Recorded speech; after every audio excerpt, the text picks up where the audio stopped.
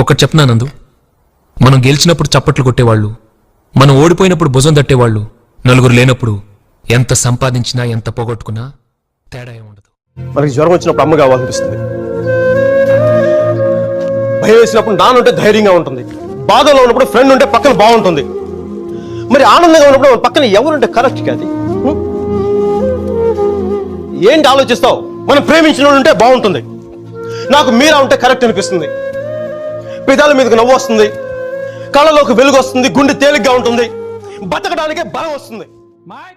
వాడిదైన రోజున ఎవడైనా కుట్టగలడు, అసలు గొడవ రాకుండా ఆపుతాడు చూడు, వాడు గొప్పడు.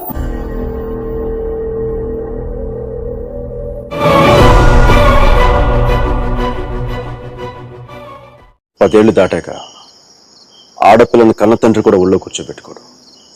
ఆ అనుమతి లేకుండా గదిలో